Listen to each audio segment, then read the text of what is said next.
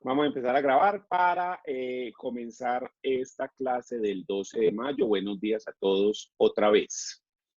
El día de ayer entonces estuvimos hablando acerca del recurso de queja y dijimos que el recurso de queja es un recurso extraordinario toda vez que los recursos ordinarios, como son la apelación y reposición que habíamos visto antes, tienen la particularidad de que en casi todos los procesos es posible proponer un recurso de estos, ¿sí? En casi todos los procesos es posible proponer un recurso de reposición o un recurso de apelación. Entonces, por eso los llamamos ordinarios, porque no requieren circunstancias especiales, específicas que ocurran dentro del proceso para que sea viable la aplicación de alguno de estos dos. Entonces ayer empezamos nuestro primer recurso extraordinario y los llamamos extraordinarios debido a que estos sí requieren que se den una serie de circunstancias especiales. En el caso del recurso de queja, la circunstancia especial que se necesita es que se haya interpuesto un recurso de apelación y que el juez haya negado el recurso de apelación. Entonces, el recurso de queja tiene como requisitos extraordinarios, primero, que se haya interpuesto sobre una sentencia de primera instancia. No puede ser sentencias de única instancia o sentencias de segunda instancia, ¿sí? Porque las únicas sentencias apelables son las sentencias que se dictan en la primera instancia. O que se haya interpuesto sobre un auto el cual sea apelable, es decir, que sea uno de los autos que están en la lista del artículo 321 del Código Penal del Proceso. En esos eventos se propone la apelación y el juez por alguna circunstancia la niega. Ahí es cuando se abre la oportunidad para la queja. Entonces, esa es la particularidad que tiene la queja, que lo que requiere es la negación de la apelación. Vamos a hablar ahora de otro requisito, de otro recurso, que es el recurso de súplica, que estaba acá en la lista que nosotros estábamos haciendo, acá en este cuadrito, ¿sí? Acá de último, súplica, pero lo vamos a ver ya porque tiene una relación importante con lo que es la apelación. El recurso de súplica está regulado en el Código General del Proceso en el artículo 331 y siguientes, básicamente 331 y 332, porque a partir de ahí ya sigue el recurso de casación. Y el recurso de súplica, la idea es la siguiente. ¿Qué pasa si yo estoy en la segunda instancia y el juez emite un auto o una actuación que por su naturaleza, por lo que la actuación contiene, por lo que la actuación decide, sería apelable? Pero yo ya estoy en la segunda instancia. Entonces, ¿qué ocurre con esa actuación que sería apelable por su naturaleza, pero ya estando allá arriba? Ahí es donde entran el recurso de súplica. El Código General del Proceso dice lo siguiente. El recurso de súplica procede contra los autos que por su naturaleza serían apelables, dictados por el magistrado sustanciador en el curso de la segunda instancia o única instancia, o durante el trámite de la apelación de un auto. También procede contra el auto que resuelve la admisión del recurso de apelación o casación y contra los autos que en el trámite de los recursos extraordinarios de casación y revisión profiere el magistrado sustanciador y que por su naturaleza hubieran sido apelables. No procede contra los autos mediante los cuales se resuelva la apelación o queja. La súplica deberá interponerse dentro de los 3 días siguientes a la notificación del auto mediante escrito dirigido al magistrado sustanciador en el que se expresarán las razones de su inconformidad. Entonces, ¿cómo está el asunto? ¿Cómo funciona esto? Esto funciona así. Tenemos primero un proceso, ¿ya? En el que se decide cualquier cosa. Entonces tenemos este proceso. Y dentro de este proceso se ha tomado aquí una decisión, digamos un auto que niega una prueba, ¿sí? Contra ese auto que negó una prueba, se va a solicitar una apelación.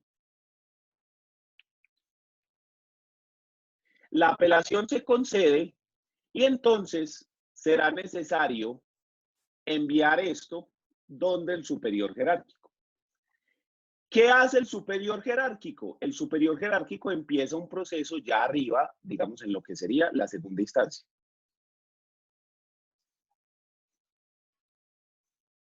Y dentro de este proceso de segunda instancia se profiere una decisión, ¿sí? Un auto, que sería un auto apelable según lo que dice el artículo 321 del Código General del Proceso. Esta decisión puede ser cualquiera de esos autos que está ahí mencionado. ¿Qué pasa? Yo contra esa decisión ya no puedo presentar una apelación, así como haría acá abajo, ¿sí? Yo no puedo presentar una apelación. ¿Por qué no puedo presentar una apelación? Porque es que yo ya estoy en la segunda instancia. Esta es la primera instancia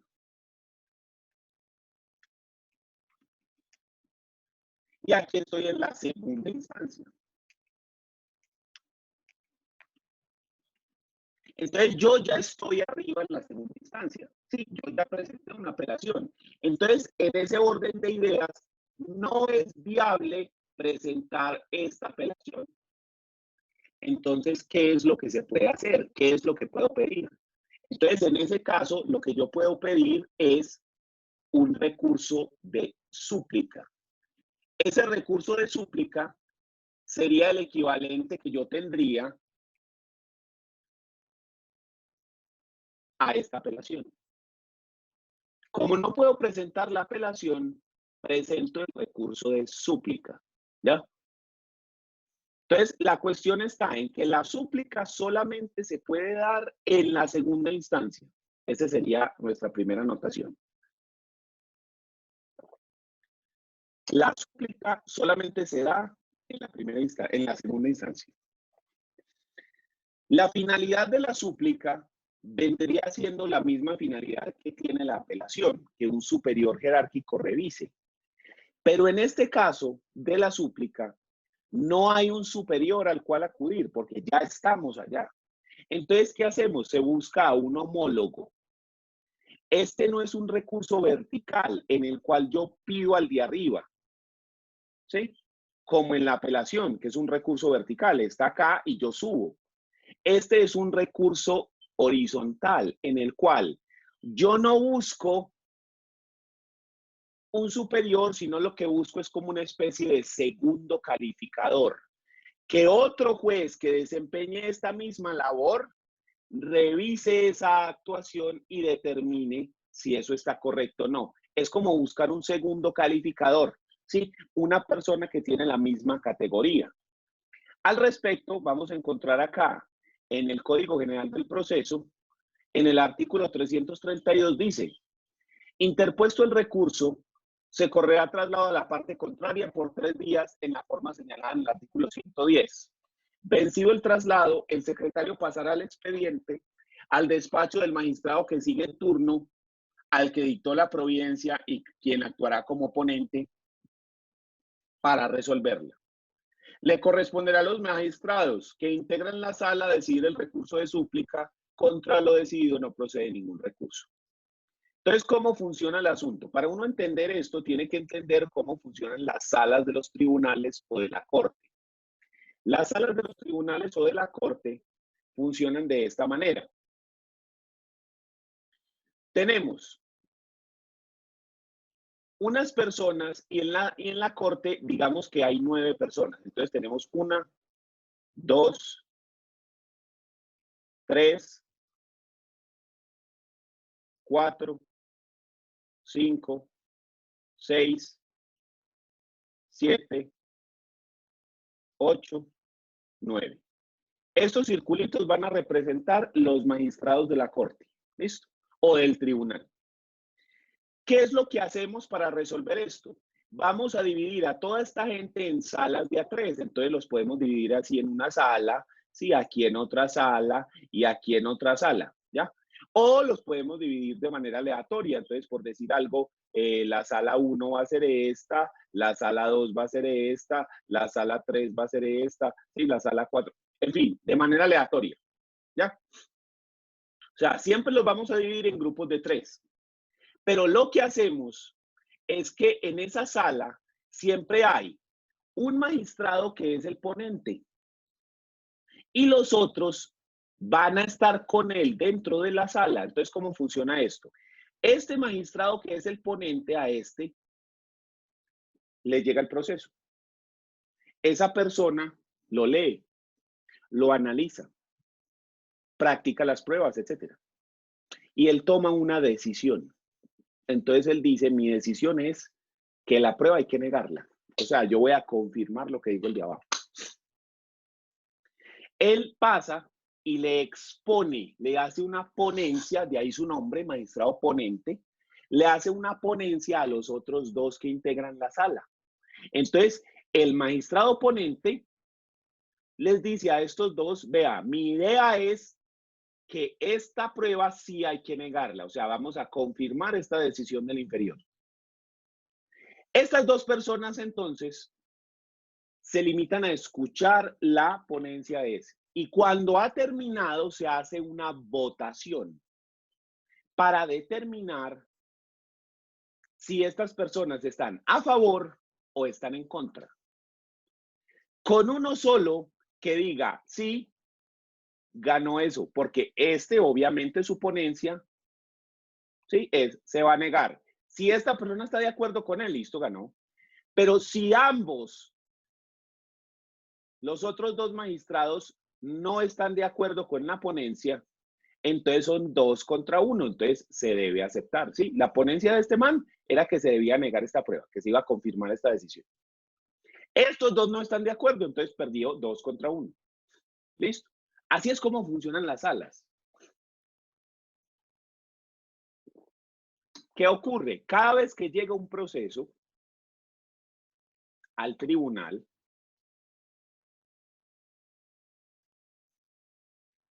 se debe repartir. Entonces, por ejemplo, este man está para ser magistrado ponente la primera vez, luego sigue este, luego sigue este, luego sigue este, luego sigue este, luego sigue este, luego sigue este, luego sigue este, luego sigue este, luego sigue este. ¿Sí? Cada uno de estos se le conforma una sala. Entonces, la sala de este es con estos, la sala de este es con estos, la sala de este es con estos, la de este es con estos, y así sucesivamente. ¿Ya? A cada uno se le va conformando una sala de decisión con sus colegas. Entonces, si a este le tocó el proceso y este es el magistrado ponente y está con estos, ¿ya? ¿Qué pasa si yo interpongo el recurso de súplica? Tenemos que buscar al que sigue, ¿sí? Estos dos no, porque estos dos están en sala con él, entonces buscamos a este, que es el que sigue. Entonces, esta persona va a analizar la súplica, ¿sí? Entonces, ¿qué es lo que hacemos? Esta persona reemplaza a este, ¿sí? Y esta persona le expone a estos dos la posición que él tiene frente a lo que se está suplicando acá. Entonces él hace una ponencia y estos dos votan, sí o no. Y ocurre lo mismo. Con uno solo que esté de acuerdo, entonces se aceptan los argumentos de este. Si los dos están en contra, entonces se niegan los argumentos de este. ¿Ya? Entonces, la cuestión está en identificar cómo es que funcionan las decisiones de los jueces colegiados. ¿Sí? Todos hemos leído una sentencia de la Corte Constitucional y en la sentencia de la Corte Constitucional siempre dice magistrado ponente tal persona. Entonces, ¿qué significa eso? Que a Daniel Lopera, que es el magistrado ponente de la sentencia 2020-530, le tocó analizar el caso y tomar una decisión.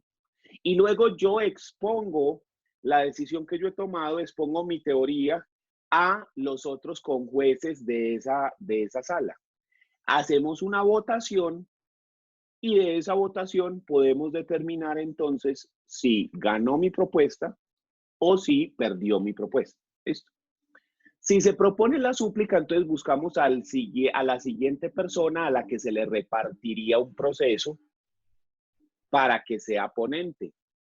Y esa persona entonces toma mi lugar, hace la ponencia frente a la actuación que se está suplicando y se hace una votación para determinar si gana o pierde la posición que ha tomado ese magistrado ponente de la súplica. ¿Ya? Esto funciona igual para la Corte Suprema de Justicia, para los tribunales. Eso es igualito. ¿Sí? Y la Corte Constitucional también funciona así, con lo del magistrado ponente para las sentencias. ¿Ya? Aun cuando se vote en pleno, toda la Corte sigue siendo la misma idea. ¿Sí? Porque si van a votar todos los 9 magistrados, pues entonces lo mismo, se tiene a este magistrado que es el ponente y él le explica a todos estos. Y siempre se utilizan números impares para que haya lugar al desempate, porque si utilizamos números pares y la decisión está dividida, pues entonces no podríamos definir bien qué es lo que va a ocurrir. Entonces la súplica funciona como la apelación, pero no podemos buscar más arriba porque ya estamos en la segunda instancia, sino que lo que buscamos es de manera horizontal al siguiente magistrado que le tocaría. Si estuviéramos hablando de los juzgados normales, diríamos que estamos entre el juzgado primero civil municipal, ¿sí? Y que mediante la súplica, en vez de ir a donde el circuito, vamos es donde el juzgado segundo civil municipal, ¿sí? O sea, ya no subimos, sino que nos vamos al siguiente. Entonces le decimos, venga, señor juzgado segundo, revise porfa lo que hizo el primero, que tenemos una duda ahí, de pronto el tipo no está actuando de manera correcta, entonces le solicitamos que usted revise, por favor, la actuación del juzgado primero, ¿ya? Por eso lo llamamos un recurso horizontal. Y miren que este tiene también unas condiciones especiales que lo hacen ser un recurso extraordinario, porque supone que ya estamos en la segunda instancia, primero que todo. O sea que solamente puede haber súplicas ya estando en la segunda instancia o ya estando en la casación o ya estando en la revisión, ¿ya? Y la otra circunstancia extraordinaria especial que supone este recurso es que se puede proponer únicamente sobre autos que por su naturaleza serían apelables, pero que como ya estamos en la segunda, no son apelables. No procede contra la sentencia de segunda instancia, ni la sentencia de casación, ni la decisión del recurso de apelación, perdón, de revisión.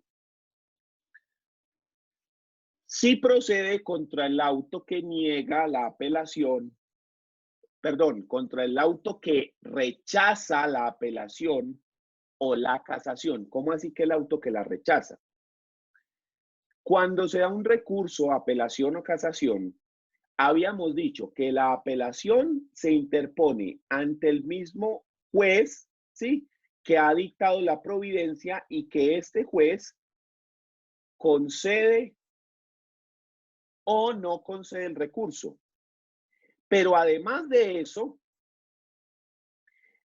cuando llega a la segunda instancia, el juez debe analizar si el recurso debe ser admitido o rechazado, como si fuera una demanda. Pero ya no basándonos en la forma como se hizo aquí abajo, que aquí abajo lo que miramos es, ¿el auto es apelable o no? ¿Sí? ¿Se hizo en la debida forma o no? Es decir, ¿se hizo dentro del término de traslado correcto o no? Acá arriba lo que el juez va a mirar es si el auto que usted quiere que se apele y las condiciones que usted da, si concuerda con lo que la ley permite para apelar. Entonces, en la segunda instancia, el juez puede admitir o rechazar esa apelación, perdón. Si el juez la rechaza, entonces ahí es donde entra el recurso de súplica. Listo. Ese, pues, es un ejemplo de autos de la segunda instancia donde se puede dar la súplica. Para saber, tenemos que ir aquí al 321, ¿sí? Donde están los autos que son apelables, que son todos estos que están acá. Y cualquiera de estos autos que se dé dentro de la segunda instancia, entonces sería susceptible del recurso de súplica. ¿Quién tiene alguna duda?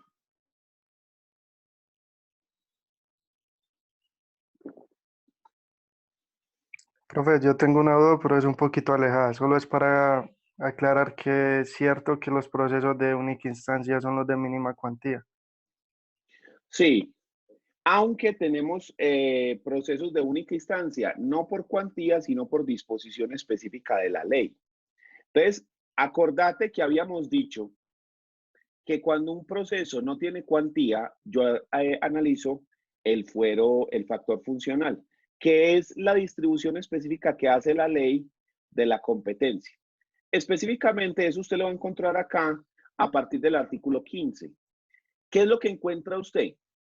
Encuentra esta lista donde dice los juzgados municipales en única instancia, que están en el artículo 17, los jueces del circuito en única instancia, civiles del circuito del artículo 19, los jueces de familia en única instancia, artículo 21. Entonces, buscando en esos artículos, usted encuentra, mire acá el 17, jueces civiles municipales en única instancia, y el primero que dice es el que vos decís, los procesos contenciosos de mínima cuantía. Pero además menciona otros, como por ejemplo, los procesos de sucesión de mínima cuantía, estamos en el mismo punto, pero mire, la celebración del matrimonio civil, los conflictos que se presenten entre los copropietarios o tenedores del edificio o conjunto residencial entre ellos y el administrador y el consejo de administración o cualquier otro órgano de dirección o control de la persona jurídica en razón de la aplicación o interpretación de la ley de reglamento de propiedad horizontal. Entonces, si usted vive en una propiedad horizontal y se genera un conflicto porque no se establece bien cuáles son las áreas privadas y cuáles son las áreas comunes, por ejemplo, eso es de única instancia. Todos los casos contemplados en el artículo 913, 914, 916, 918, 940, del Código de Comercio, que básicamente son ¿cuáles? La venta sobre muestras, la calidad la calidad media en compras de género, las objeciones al recibir la cosa, compraventa de cuerpo cierto existente o inexistente, objeciones del comprador, acciones por evicción, obligación de efectuar inventario y caución especial, consideraciones de la minoría de condueños por reparaciones, procedencia de la peritación. Todos estos procesos son de única instancia y mire que aquí no es fácil establecer si es de mínima o no, o ni siquiera tiene cuantía en especial. Lo mismo ocurre pues para estos otros que te dije. Los jueces municipales, civiles municipales en única, los jueces civiles del circuito en única, los jueces de familia en única instancia. Entonces, de primerazo decimos sí, los jueces de los procesos de única instancia son los de mínima cuantía, pero también hay otros. ¿Cuáles? Los tenemos que revisar en el código, específicamente en esos artículos, en el 17 y demás, para establecer cuáles son esos puntos. ¿Listo? ¿Quién más tiene alguna duda?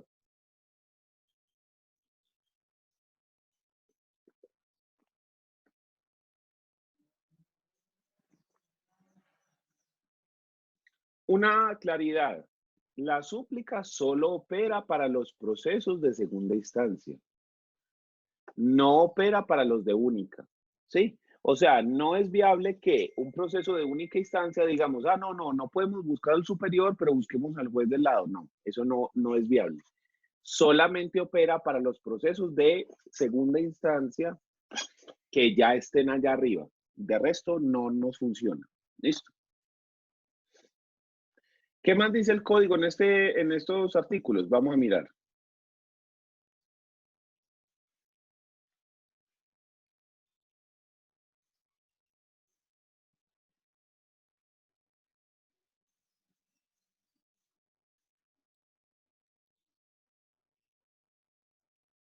Entonces dice, el recurso de súplica procede contra los autos que por su naturaleza serían apelables, ya lo dijimos.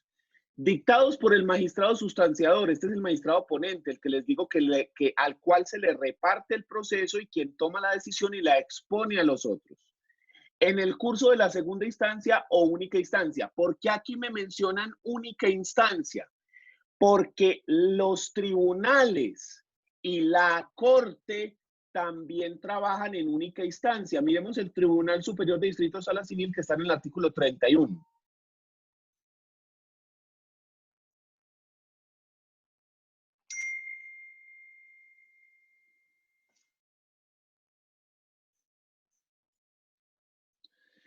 La competencia de la Corte Suprema de Justicia en sala de casación civil. Y aquí me mencionan algunos procesos. Por ejemplo, el exequatur de sentencias proferidas en el extranjero, es un proceso mediante el cual se hace valer una sentencia del extranjero en Colombia. Eso se hace mediante un proceso de única instancia, que la competencia la tiene exclusivamente la Corte. Entonces, por ejemplo, Pedro y María se casaron en los Estados Unidos y se divorciaron en los Estados Unidos. Y en ese divorcio se dijo que todos los bienes que Pedro tenía en Colombia le corresponderían a María y todos los bienes que se tenían en los Estados Unidos le corresponderían a Pedro. Entonces, María se viene para Colombia a adquirir la propiedad de esos bienes. ¿Qué tiene que hacer? Hacer un proceso de exequatur ante la Corte para que la Corte le dé validez a esa sentencia de Estados Unidos acá y ella se pueda volver dueña de todos los bienes que hay acá en Colombia. ¿Ya? Ese es un ejemplo de un proceso de única instancia que se lleva ante la Corte. Y los tribunales también actúan así. Los tribunales también resuelven cosas de única o de primera instancia. El Tribunal Superior de Distrito Sala Civil tiene el artículo, dame un segundo, 31, las actuaciones que él conoce y que realiza. ¿Ya?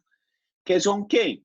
La segunda instancia de los procesos que se conocen en primera instancia los jueces de circuito, ya lo sabíamos. La segunda instancia que conocen los de primera instancia las autoridades administrativas, también. Los del recurso de queja, también. El recurso de revisión.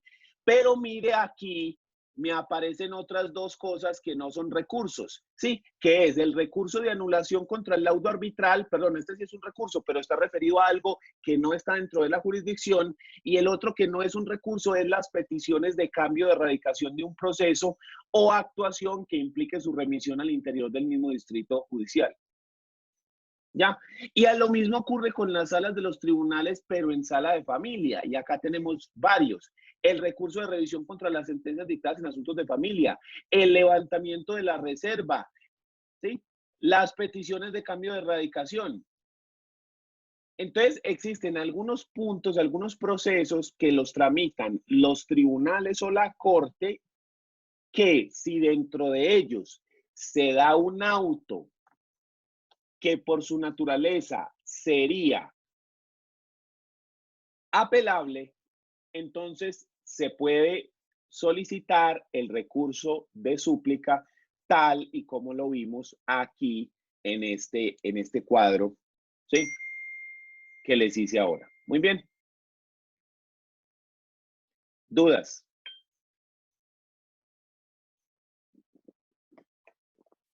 Entonces sigamos revisando el mismo artículo que estamos revisando, que es el 331 de los medios de impugnación, que ya clarificamos por qué nos hablaba de única instancia ahí. O durante el trámite de la apelación de un auto. También procede contra el auto que resuelve sobre la admisión del recurso. Ya les dije que eso no es abajo, sino que es arriba. De una vez cuando el tribunal recibe el recurso de apelación, debe decir si admite, inadmite o rechaza el recurso. El recurso de casación, y también ocurre lo mismo para el recurso de apelación y el recurso de casación. Y contra los autos que en el trámite de los recursos extraordinarios de casación o revisión profiere el magistrado sustanciador. Porque la casación y la revisión operan también con este modelo de jueces colegiados. ¿Listo? No procede contra los autos mediante los cuales se resuelva la apelación o queja, ¿ya? Porque no hay recurso de recurso. Muy bien. Y como en todos los procesos, hay que darle traslado a la contraparte. Aquí lo que llama la atención es que siempre me habla de que el recurso se debe interponer por escrito dentro de los 3 días siguientes. O sea que suponemos, por inferencia lógica, que este recurso en ningún motivo, en ningún momento se puede proponer de forma oral inmediatamente, porque no se menciona que sea necesario o que sea obligatorio proponerlo de manera oral. Solamente nos menciona que se debe proponer por escrito dentro de los 3 días siguientes a la expedición y a la notificación del auto en la segunda instancia. Entonces, teniendo en cuenta eso, podemos decir por inferencia lógica que en este recurso siempre se propone por escrito. ¿Listo? Y ahora sí, ¿qué duda queda para terminar este recurso? Sí, porque ya aquí hablamos de la interposición y poder pasar al siguiente recurso, que va a ser el recurso de revisión para terminar ese recurso y dejar de último el recurso de súplica, de casación, perdón.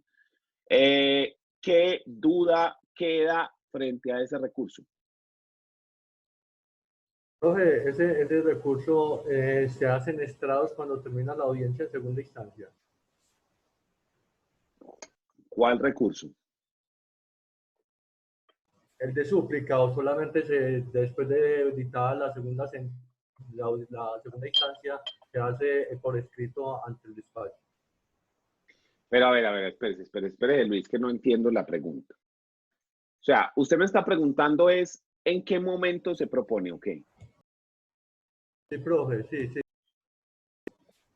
Ojo, pilas pues, Luis, porque no sé si era que estaba distraído o que no entendió, pero lo acabé de repetir de 30 segundos. No procede contra la sentencia, solo procede contra los autos. Y dice el código que se da por escrito dentro de los 3 días siguientes, o sea que no es por estrados, sino por estados, ¿ya? ¿Por qué razón? Porque el código nos dice que se debe proponer por escrito dentro de los 3 días siguientes a la notificación de la providencia que va a ser recurrida. Entonces, como no menciona las providencias de manera oral, que sí lo hacen en los otros recursos que estábamos viendo, como en el recurso de queja y en el recurso de apelación, venga, busquémoslo si verá que sí se hace esa mención específica, ¿ya? El de queja está en el artículo, lo busco acá, queja está en el 352. Entonces, mira, aquí en el 353, que es la interposición del recurso de queja, ¿sí? Entonces dice, el recurso de queja deberá interponerse en subsidio del de reposición contra el auto que lo denegó la apelación, salvo cuando denegada la reposición o interpuesta la queja, el caso del juez ordenar la reproducción, Especialmente, ¿dónde está?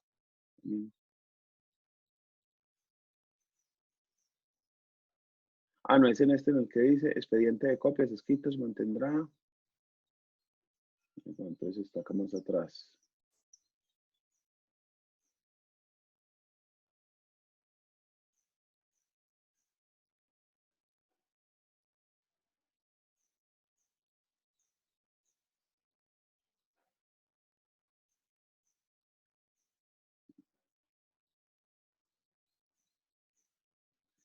Deme un segundito y le muestro qué es lo que, o sea, a qué es que me estoy refiriendo. Un segundo.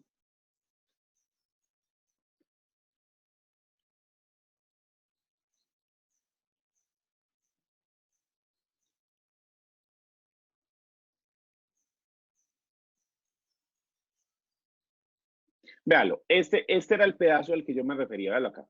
En el artículo 322, cuando me habla de la apelación, dice, el recurso de apelación contra cualquier providencia que se emita en el curso de una audiencia o diligencia deberá interponerse en forma verbal, ¿sí? Inmediatamente después de proferida la sentencia, ¿sí? El juez resolverá. La apelación contra la providencia que se dicte en fuera de audiencia deberá interponerse ante el juez que la dictó en su notificación personal o por escrito dentro de los 3 días siguientes. Entonces, miremos que en este artículo 322 me regula los dos momentos. Me regula que se debe proponer contra cualquier providencia en forma verbal inmediatamente después de pronunciada y que se debe proponer por escrito dentro de los 3 días siguientes. Entonces, en este artículo 322 me regula específicamente los dos momentos. Entonces, yo sé que dependiendo del tipo de notificación de la providencia, yo lo presento. Es decir, si la providencia se notificó por estrados porque se dio en audiencia, inmediatamente después tengo que proponer el recurso. Si la providencia se notificó por estados, es decir, que se dio por escrito, entonces tengo 3 días para proponerlo. Pero cuando revisamos el artículo que regula la queja, que es el 331 y 332, nos encontramos que acá en el 332, donde está regulado el trámite, solamente me dice que interpuesto el recurso se recorre, Dios, pero se me pega la lengua. Que interpuesto el recurso se correrá traslado a la parte contraria por 3 días en la forma señalada en este artículo. Aquí no me dice cómo se debe interponer. Pero en el 331, donde me habla de la oportunidad para proponerlo, me dice solamente esta frase: deberá interponerse dentro de los 3 días siguientes a la notificación del auto mediante escrito. Únicamente me regula eso, o sea, acá en el trámite no me habla nada, pero acá en el artículo 331, donde me habla de cuál es la oportunidad que yo tengo para proponerlo, solamente me menciona esta súplica, solamente me menciona esta situación, perdón, que la súplica se propone dentro de los 3 días siguientes a la notificación del auto por escrito. Pero mira lo particular que ni siquiera me dice cuál notificación. Entonces lo que yo les decía es que esto me lleva a suponer que aún cuando el auto se haya notificado por estrados en audiencia, yo tengo 3 días para proponer el recurso de súplica por escrito, porque el código no me regula específico, como sí lo hacía el 322 que acabamos de ver, que me hablaba de las dos formas y donde me decía, si la cosa se da en audiencia y se notifica por estrados, entonces se debe hacer inmediatamente. Si se da por fuera de audiencia y notificado por estados, entonces debe hacerse dentro de los 3 días siguientes. Entonces, como no me regula las dos situaciones y solamente me dice, a partir de la fecha de notificación, usted tiene 3 días. Quiere decir esto, que sea cual sea la notificación, personal, por estados, por emplazamiento, por aviso, por la que sea, la notificación que sea, usted tiene 3 días para proponerlo por escrito. Eso es lo que llama más la atención, que uno no sabe, y aquí es donde uno a veces se queda groggy, si el legislador lo hizo conscientemente o si fue un error. Es que cuando vos miras la regulación de la apelación, ves que son un montón de artículos y son unos artículos todos bien elaborados, todos bien desarrollados, mencionan las diferentes cuestiones y hay un artículo para cada cosa. Y cuando llegamos a la súplica, que es algo obviamente más raro, entonces parece que uno no sabe si es que les dio pereza y solamente lo regularon así cortico porque les dio pereza o para rellenar, o es que no había mucho que decir, o es que no sabían de eso, o qué fue lo que pasó. Porque es que en un solo artículo me hablan de la procedencia y la oportunidad. Y si yo me voy para el de apelación, míreme esto. El de apelación, míreme el de procedencia y oportunidades, es el 318, vea, mira el tamaño de este artículo. El trámite tiene otro tanto. Los fines, otra vez me vuelven y hablan de procedencia, vea, otra vez, y mire el artículo. Y otra vez me hablan de oportunidad, vea, píllelo acá, vea. Míreme los artículos, vea, vea. Los efectos, entonces uno dice, ¿es que no había más que hablar del tema o qué? ¿O es que les dio pereza? ¿O qué fue lo que pasó? Porque es que también estamos suponiendo desde la mala fe, pero uno dice, entonces, a ver, ¿por qué el recurso de apelación tan bien regulado, tan bien organizadito, y el de súplica no? Entonces ahí es donde a uno nos genera problemas. ¿Por qué no se utiliza entonces una redacción más clara? Porque se genera la duda que estamos discutiendo. Entonces nosotros nos venimos para acá, para este de súplica, y nos dice esto: la súplica deberá interponerse dentro de los 3 días siguientes a la notificación del auto mediante escrito. Y entonces nos genera la duda, espérese, pero en un proceso oral, que la idea del código es que el proceso sea oral, que se crea la notificación por estrados y donde casi todo se tiene que proponer en la misma audiencia, usted me está regulando que se debe proponer dentro de los 3 días siguientes. ¿Eso está hecho a propósito para que siempre se proponga de esa forma? ¿O es que se les quedó por fuera eso? ¿Por qué no se dijo de manera más unívoca una redacción que dijera, en todos los casos el recurso de súplica siempre se deberá proponer por escrito dentro de los... Y entonces usted ahí ya no le queda ninguna duda.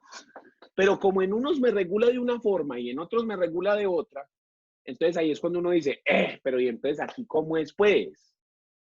¿Aquí qué? Porque ahí esa redacción nos queda la duda, ¿ya? Te hago una pregunta, entonces, ¿cuál es la Vale. diferencia entre la queja y la súplica? Porque según lo que estoy entendiendo, a la queja se le puede interponer la súplica, no. Lo que pasa es que la diferencia entre la queja y la súplica es que la queja tiene únicamente una finalidad: hacer que se revise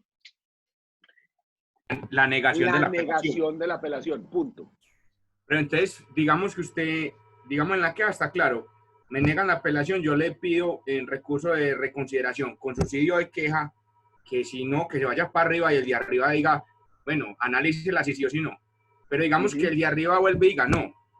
Entonces yo podría pedir la súplica para que un homólogo de ese de arriba... No. Pero es que acuérdese un momento, acuérdese que la queja procede contra el auto que no admite el recurso. Y ahorita hablamos de que es que hay dos momentos. Una cosa es cuando el recurso se concede abajo, ¿sí? Es decir, tenemos aquí el proceso, esta es la actuación que usted va a apelar, entonces usted contra esta actuación pide la apelación y entonces a usted le dicen, no, le niego la apelación, ¿ya? Contra esa actuación que la niega, contra esta actuación, es que usted va a pedir la queja, ¿ya? Muy bien. Pero cuando se pide un recurso, entonces el de abajo, el de la primera instancia, tiene que decidir dos cosas. Si lo concede o no lo concede. Pero cuando el proceso ya está en la segunda instancia, el de la segunda instancia, igual como si fuera una demanda, tiene que mirar si lo admite o lo rechaza. ¿Esto basándose en qué? En los requisitos específicos de ese recurso. O sea que tiene dos filtros el recurso. Primero abajo para ver si se concede o no y después arriba para ver si se admite o no. Entonces la súplica procede aquí arriba porque puede ser que el de abajo me conceda la apelación y el de arriba me diga, no, es que esto no se puede apelar, se lo rechazo. Es que esa apelación que usted presentó, esa sustentación, no es suficiente, le declaro desierto el recurso.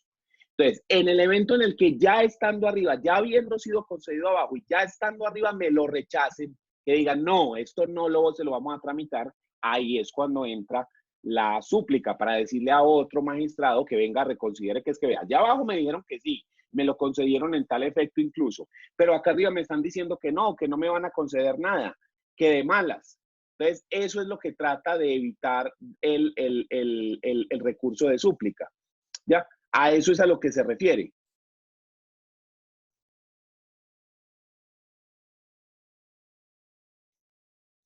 Porque es que, miremos acá lo que habla el código y nos dice, o durante el trámite de una apelación, también procede contra el auto que resuelve sobre la admisión del recurso de casación o de apelación.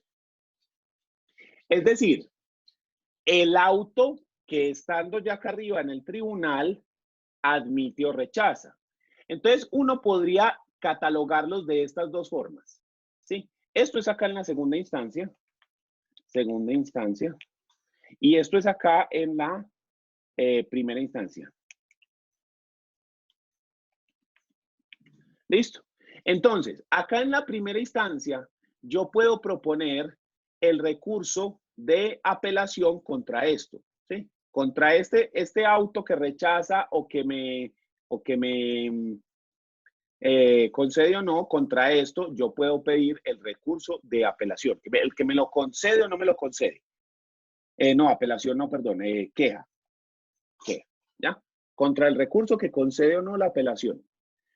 Y contra el que admite o no, el recurso de apelación o incluso el de casación contra ese se puede proponer el recurso de súplica. Es que es cíclica. Ay, Dios. Súplica, ¿ya? Entonces, estos dos recursos son muy parecidos. Lo que pasa es que el de queja funciona, yo lo propongo acá en la primera instancia y vamos donde el superior para que el superior resuelva si se concede o no el recurso. Y aquí, yo lo propongo aquí mismo y me quedo acá mismo en la segunda instancia para que otro magistrado diga si debe ser admitido o no mi recurso de apelación, ¿sí? Todas estas decisiones están sobre el mismo recurso. ¿Sobre cuál recurso? El recurso de apelación. Que una vez presentado ese recurso de apelación, se debe enviar tanto en la primera instancia si se concede o no, y después arriba para ver si se admite o no se admite, ¿ya? Entonces, tiene dos etapas. ¿Entendido, Duan? ¿O no? Sí, profe, ahí queda claro que entonces la queja se propone en primera y sube a segunda que resuelva. El de súplica está en segunda instancia, lo rechaza y le pido que otro lo mire. Exactamente. Pero básicamente tengo dos oportunidades para hacer lo mismo. O sea, me dan 3 recursos para evitar una injusticia. Sea una decisión mala por un juez y se me concede apelación para que un segundo lo revise. Pero como el de abajo, el que cometió el error, el que dio la actuación mala, es el que me tiene que conceder a mí el recurso, entonces él, digamos que para proteger su error, puede negármelo. Entonces ahí yo quedaría jodido. Entonces me dan otro más, que es la queja. Entonces yo voy, Y después sí subo a la segunda instancia y allá me vuelven a negar la apelación, digamos, para proteger al de abajo que le embarró. Existe un tercer recurso que es el de súplica. 3 recursos para evitar que se cometa de pronto una imprudencia con una decisión de un juez de circuito, si es el caso, o un juez de municipal, pues con una decisión de primera instancia, pues. Porque volvemos a lo mismo, el debido proceso y los procesos en general son supremamente importantes para una sociedad. Sin un proceso judicial que resuelva los conflictos, la gente se mata. Y eso no conviene. Mientras los procesos funcionen de manera más eficiente y más efectiva, mientras los procesos sean mejor llevados, más seguridad jurídica hay.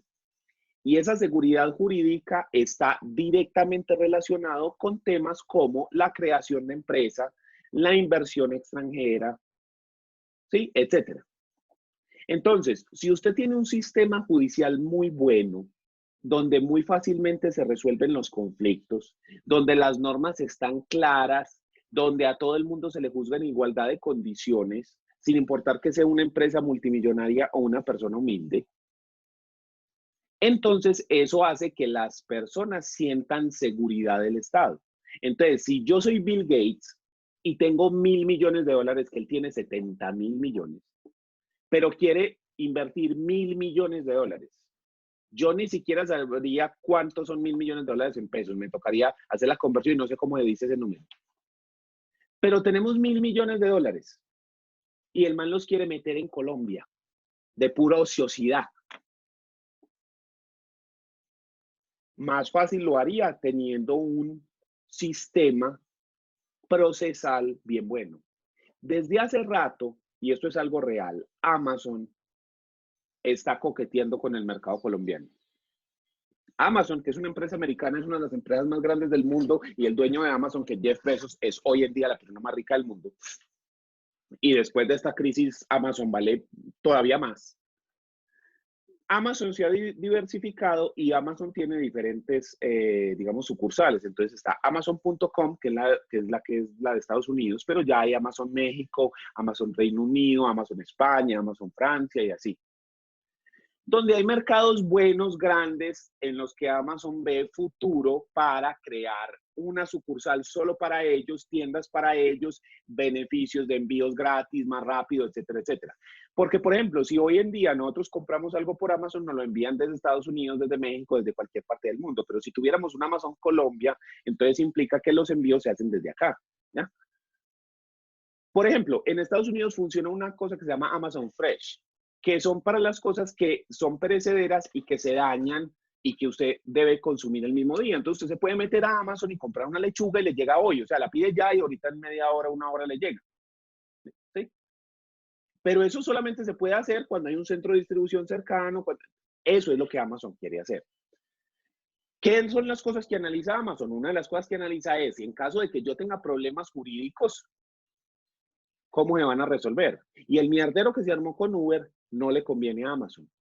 Eso dijo, un momentico, porque entonces vea, un gremio se sintió atacado por el negocio que presentó Uber y la opción, la decisión fue, no, usted no puede operar. ¿Sí? Entonces, ese tipo de decisiones judiciales que todo el mundo se quedó como, venga, pero había que encontrar algo y que ni siquiera fue un juez el que tomó esa decisión, sino que fue una superintendencia. Eso es lo que daña la seguridad jurídica. Entonces, por eso es que son importantes los procesos. Por eso es que uno tiene que ser muy claro cuando regula los procesos. Y por eso es que esta clase de vacíos que no sabemos que si es así o es así o es así, son fatales por ese tipo de cosas, porque es que eso va en desmedro de la prestación de justicia, lo cual va en desmedro de muchas otras cosas. Imagine cómo nos convendría a nosotros que Amazon tenga una tienda. Yo no veo la hora de que la abran. Falta ver si la van a abrir. ¿Sí? Pero para mí sería ideal. Ahorita que en diciembre y unos días de enero, creo que como hasta febrero, hubo envíos gratis de Amazon. Si usted ha sido una compra arriba de $35, dijeron en la revista Dinero que se compró como nunca antes en la historia la gente en Amazon, porque tenían el envío gratis. Eso podría funcionar acá. Imagínense las tiendas colombianas vendiendo por Amazon. Ropa, calzado, productos para mascotas, muebles, libros, tecnología, en fin. Sí, eso activa la economía. Pero en la medida de que usted tenga un sistema judicial que pueda responder a los conflictos. Si usted tiene un sistema judicial que no da garantías, eso distrae. ¿Y cómo hace usted para generar garantías? Una de las primeras cosas es que haya una legislación clara sobre cómo es que se resuelven los conflictos. Y entonces cuando nosotros nos vamos y revisamos este tipo de cosas, uno ve que en el Código General del Proceso están algunas cosas supremamente bien reguladas y otras no tanto, porque es que aquí nos queda a todos la duda de si es que única y exclusivamente se produce por escrito, que es lo que yo creo, o si es como en la apelación que están los dos.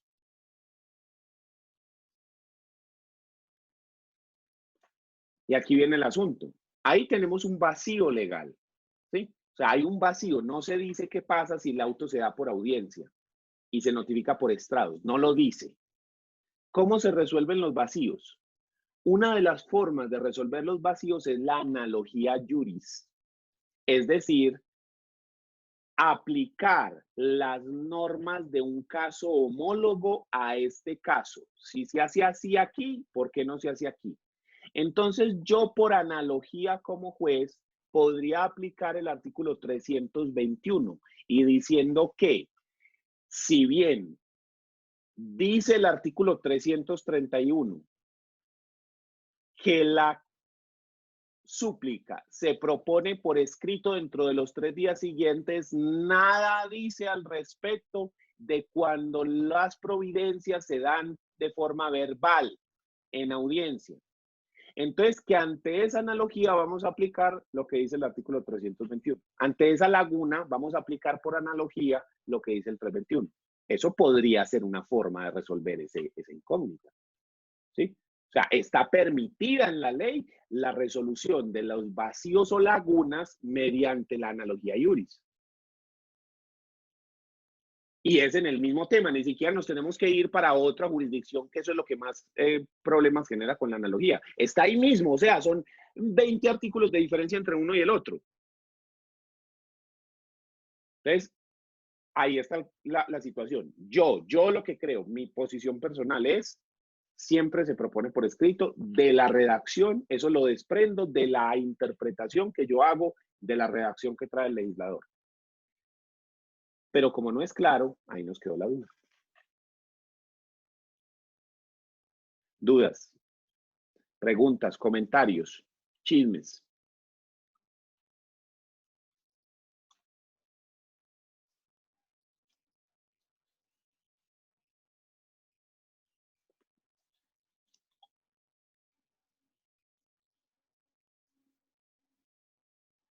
Muy bien. Entonces, vamos a hablar del recurso de revisión. El recurso de revisión está regulado en el artículo 354 del Código General del Proceso. Perdón, sí, 354 del Código General del Proceso, 354 y siguientes del Código General del Proceso. Y este sí que es bien especial y sí que es bien extraordinario.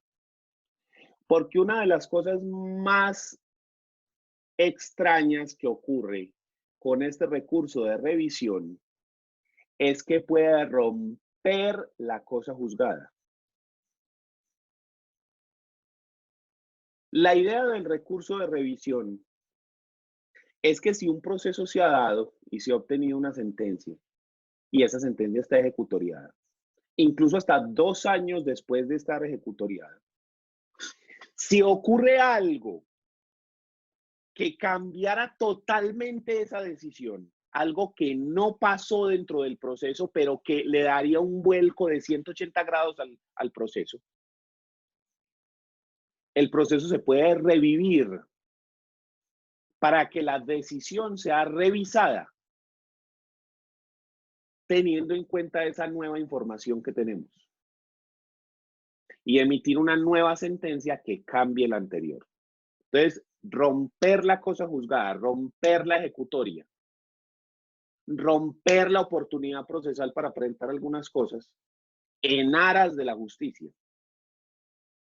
¿Cómo así que en aras de la justicia? Porque no sería justo que una decisión permanezca aun cuando la decisión no fue tomada con todos los elementos que eran necesarios para tomarla. Entonces, si aparece una información nueva que cambiaría todo el proceso, que cambiaría toda la decisión, puede revivirse. Ese recurso solo aplica en civil. En penal ni se les ocurre mirarlo. Eso solo ocurre aquí. Miremos lo que dice el código. El recurso extraordinario de revisión solo procede contra sentencias ejecutoriadas, o sea, sentencias que fueron proferidas, que se dio traslado, que no se dijo nada, no se propuso ningún recurso y que quedaron ejecutoriadas, o sentencias de segunda instancia que ya están notificadas y quedaron ejecutoriadas, que ya están en firme, ¿ya? O sentencias de casación que ya están en firme. Contra eso procede, o sea que no procede contra autos, procede contra sentencias ejecutoriadas, o sea, sentencias en firme. Causales, porque como esto es tan grave, solamente se puede hacer si se incurre en alguna de estas causales. Son causales de revisión. Artículo 355. Primero, haberse encontrado después de pronunciada la sentencia documentos que habrían variado la decisión contenida en ella. Pero no basta con que se encuentre esa información, sino que además tiene que ocurrir lo siguiente, que el recurrente no pudo aportarlos al proceso por fuerza mayor, caso fortuito o por obra de la parte contraria. O sea que aquí tenemos dos condiciones. encontrar documentos que contengan una información tan valiosa, tan grave, que habrían variado la decisión. Por ejemplo, un recibo de pago. ¿Sí? Un recibo de pago que hace que ya no se pueda cobrar esa obligación porque ya está paga, por ejemplo. Pero además de encontrar la información, usted tiene que demostrar que no pudo aportar ese documento por fuerza mayor, por caso fortuito, o porque la parte contraria los tenía en su poder y no los aportó. Y hay que demostrarlo. No basta con decir, ah, es que pasó esto, es que pasó aquello. Sí, como niño chiquito, ah, es que la tarea que comió el perro, se la comió el perro. No. Hay que demostrar esa fuerza mayor o ese caso concreto. ¿Ya? Por ejemplo, ahorita lo del COVID puede dar paso para eso, porque eso es una fuerza mayor. Si en razón de esta cuarentena no se pudo aportar alguna prueba, por alguna circunstancia de salud, por alguna circunstancia de que estaba cerrado el establecimiento, de alguna cosa así que tenga que ver con esta pandemia, ahí la tenemos perfecta, la causal de casación la causal de revisión, ahí está perfecta, ¿ya? Y es más, ese caso fortuito tiene otra ventaja gigantesca, esa fuerza mayor, perdón, que no requiere prueba, porque la pandemia, como es un hecho notorio que todo mundo conoce, de amplio conocimiento, no requiere prueba. Dentro de los hechos que no requieren prueba están los hechos notorios. Y ahí está. Y este es un hecho notorio global. Entonces usted ni siquiera requiere prueba, solamente menciona la situación de la pandemia COVID-19 y ya con eso tiene usted una justa causa para la revisión. ¿Ya? ¿Qué más causales tenemos? Haberse declarado falsos por la justicia penal documentos que fueron decisivos para el pronunciamiento de la justicia. Pero entonces esa segunda causal está muy compleja porque requiere una sentencia penal ejecutoriada donde se diga que tal documento es falso y que además de esa sentencia penal, ese documento haya sido decisivo para la sentencia civil, o sea que tienen que coincidir las dos cosas. Que se haya declarado falso el documento y que el documento haya sido decisivo para la sentencia civil. ¿Cómo se demuestra eso? Presentando la sentencia penal y argumentando por qué el documento fue decisivo. Por ejemplo, un título valor o un contrato que se haya demandado su cumplimiento y que después se haya dicho que el acto, el contrato o el título eran falsos por la justicia penal. Tercera causal, haberse basado la sentencia en declaraciones de personas que fueron condenados por falso testimonio en razón de ellas. Entonces, lo mismo, el testigo fue condenado penalmente por falso testimonio en un proceso penal, pero además de eso, tienen que ser que se haya sido condenado por falso testimonio por las declaraciones que dio en ese proceso civil. Y que las declaraciones hayan sido decisivas para la decisión. Entonces tenemos los dos componentes. Tenemos el componente de la declaración de falsedad por el juez penal y tenemos la declaración de y que la declaración, perdón, haya sido fundamental dentro del proceso civil. ¿Qué más causales? Haberse fundado la sentencia en dictamen de perito condenado penalmente por ilícitos cometidos en la producción de dicha prueba. Igual que en la anterior, el perito tiene que ser condenado penalmente, pero por las cosas que hizo para ese dictamen. Sí, falsificó información, en fin, pero tiene que ser condenado por lo que hizo ahí, no que él fue condenado porque hizo cosas malas en otra parte, no tiene que ser condenado por eso, ¿ya? Porque lo que se hizo en ese proceso estuvo mal y fue condenado penalmente. Entonces, otra vez, proceso penal con sentencia ejecutoriada. Frente a estos, tenemos un problema enorme, y es el siguiente, que ese proceso penal tiene que haberse finalizado y de pronto el proceso penal se demora mucho tiempo, entonces de pronto no alcanzamos el término de 2 años después de ejecutoriada la sentencia. Entonces ahí tenemos un problema de límite temporal importante para que lo consideremos. Y es que una vez que se queda ejecutoriada la sentencia civil, yo tengo 2 años para solicitar la revisión, ¿ya? Pero nos queda ahí la duda, venga, y entonces el proceso penal, ¿qué pasa si se demora 3? ¿Cómo hacemos ahí? ¿Ya? Más adelante lo resolvemos, pero para que nos quede ahí la duda. 5, haberse dictado sentencia penal que declare que hubo violencia o cohecho en el pronunciamiento de la sentencia. Sí, pues que amenazaron o que hubo, digamos, un concierto para delinquir entre las partes y el juez para que se dictaran sentencias de alguna forma. Básicamente que compraron el fallo o lo obligaron porque le secuestraron un familiar o algo, que hubo un delito relacionado con la decisión que se dio y que vamos a solicitar que se revise. Esto implica que tiene que haber un proceso penal con sentencia ejecutoriada. Entonces, ustedes recordarán que hace unos años hubo un bollo gigante en la Corte, no me acuerdo si fue en la Constitucional o en la Suprema, con un magistrado que desgraciadamente su apellido era Malo, el magistrado Malo, ¿sí? Y él, ¿qué pasó? Que lo pillaron haciendo unas... recibiendo dineros para favorecer a unas compañías.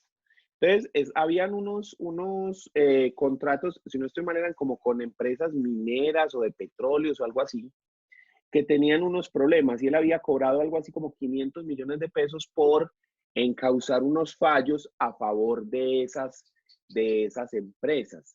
Entonces, en ese caso, al tipo lo removieron del cargo y si se le condena penalmente por esas actuaciones, entonces se puede revivir. Duván habla del documento espurio, ese es el documento que ha sido declarado penalmente chimbo, para que se entienda pues.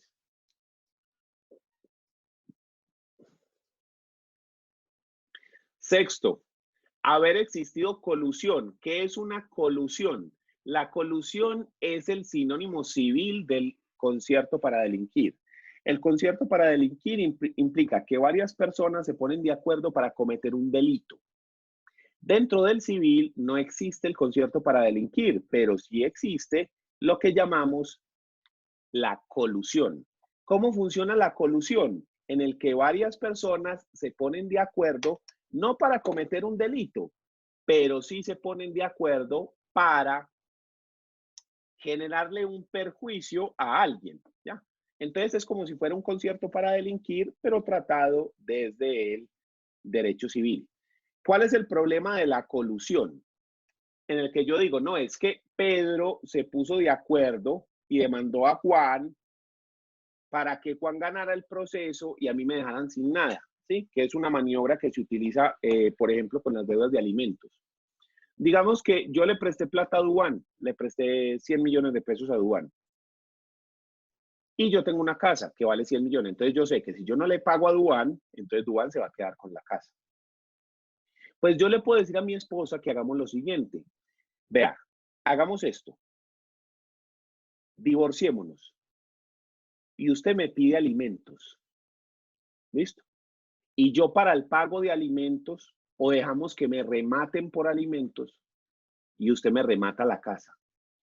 Así Duván ponga la demanda primero, las deudas de alimentos prevalecen, se pagan con prioridad frente a las demandas de deudas quirografarias. Los alimentos son el primer crédito que se paga.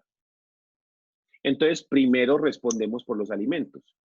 Y cuando ya llega la demanda de Duván, yo ya no tengo casa, entonces ya no tengo cómo pagarle. Entonces le defraudé a él el proceso, la garantía, ¿sí? O sea, ya no tiene él cómo cobrarlo. Entonces, en este caso, ¿qué es lo que él dice? En un momentico, es que hay una colusión. Daniel y Patricia se pusieron de acuerdo para generarme a mí un perjuicio. ¿Ya?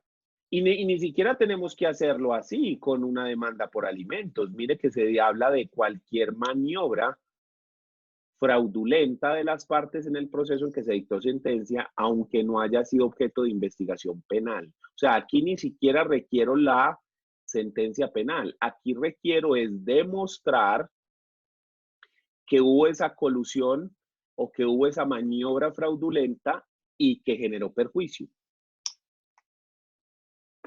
Si yo, por ejemplo, le doy a mi hijo el apartamento, o lo que hace mucha gente, nos divorciamos y yo renuncio a gananciales, ¿sí? Porque si nos divorciamos, entonces 50% del apartamento es mío, 50% del apartamento es de mi esposa, 50 y 50, ¿sí o no? Pero yo dentro del divorcio puedo renunciar a gananciales a favor de mis hijos o incluso a favor del cónyuge. Entonces yo renuncio a gananciales, entonces el apartamento que era mío resulta que ya es todo de mi esposa y entonces cuando Duván llega a cobrarme los 100 millones, ¡tarán! Yo no tengo nada. Y entonces él dice, un momento, ustedes se divorciaron y siguen viviendo juntos. Nunca se han ido del apartamento. Ahí conviven los dos. En el apartamento lo siguen pagando las dos, ustedes dos, ¿sí? Entonces, ¿cuál renuncia a gananciales? ¿Cuál divorcio? ¿Cuál nada? Eso fue una maniobra jurídica que se hizo para defraudarme a mí y no pagarme el dinero. ¿Ya? Es muchísimo más fácil decirlo que hacerlo. La demostración de eso es brutalmente difícil, pero ahí está. ¿Listo? Pareciera que es más fácil de lo que en realidad es. Siguiente causal. Estar el recurrente en alguno de los casos de indebida representación o falta de notificación o emplazamiento siempre que no haya sido saneado. Básicamente el proceso se hizo con un problema de nulidad por indebida representación, falta de notificación y nunca fue saneado dentro del proceso. A la persona no lo notificaron como era, un error en la notificación y él no se dio cuenta del proceso. Entonces se llevó a cabo todo el proceso, se dio incluso la sentencia, quedó ejecutoriada, pero como a usted no lo notificaron, como la ley ordena que se deba notificar, pues ahí es donde se generó el problema y usted puede solicitar que se revise eso. ¿Ya?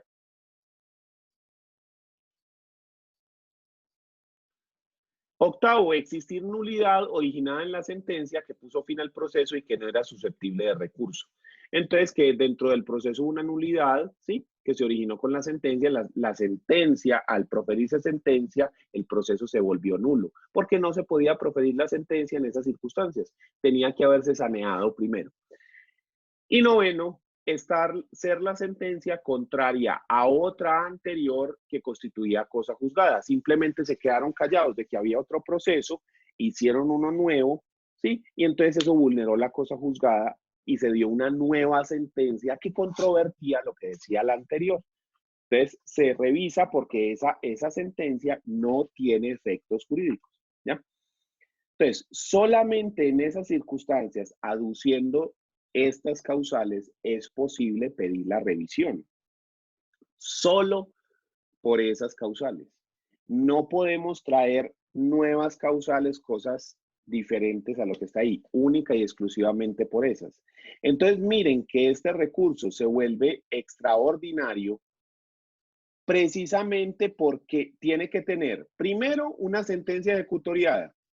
Y segundo, que se dé alguna de las causales que nos dice el Código General, lo cual es extraordinario, no son las cosas normales que ocurren. Entonces, por eso lo relacionamos ahí abajo en ese cuadrito de los recursos extraordinarios.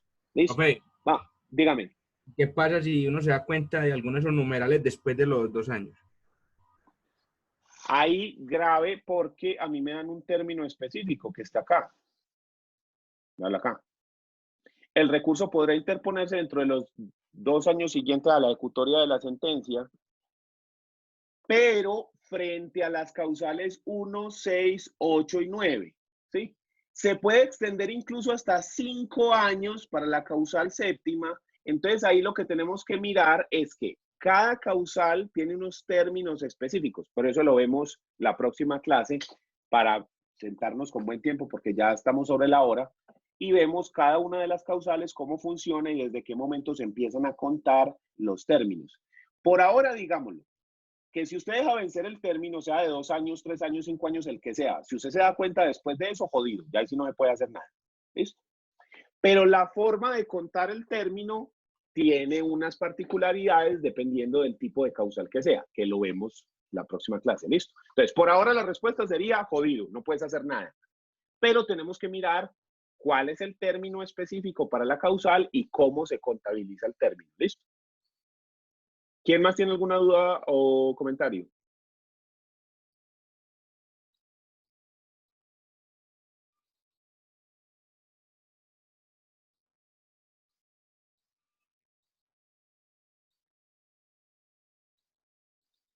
Bueno, entonces vamos a dejar así. Voy a proceder entonces a terminar la sesión, grabarla y montarla a YouTube y nos vemos entonces la otra semana para terminar el tema de revisión y empezar lo que es casación y ya con eso terminaríamos todos los recursos que son los que hemos visto en este cuadrito. Ya habríamos visto reposición, apelación, queja, revisión, súplica, nos queda faltando casación, termina el tema de revisión, nos queda faltando casación y ya con eso completaríamos todos los medios de impugnación del Código General del Proceso, que son estos que están acá, los 6. ¿Listo? Y ya podríamos pasar al siguiente tema que quiero tratar, que son las medidas cautelares, para ir finalizando la materia con el tema de la jurisdicción y la competencia en la jurisdicción civil y de familia. ¿Listo? Entonces, dejamos ahí y nos vemos la otra semana. Chao. Gracias, profe. Sí, María José que levantó una manito, ¿era como para decir bien o era para hacer una pregunta? Profe, yo te hago una pregunta, es que no me ha subido la nota de la demanda. Ah, sí, estoy terminando porque tengo un montón de notas que tengo que corregir. Estoy organizando todo eso, Sebastián, no me preocupe, que todo eso está ahí en proceso. ¿Listo? Ah, bueno, profe, muchas gracias. Bueno, chao.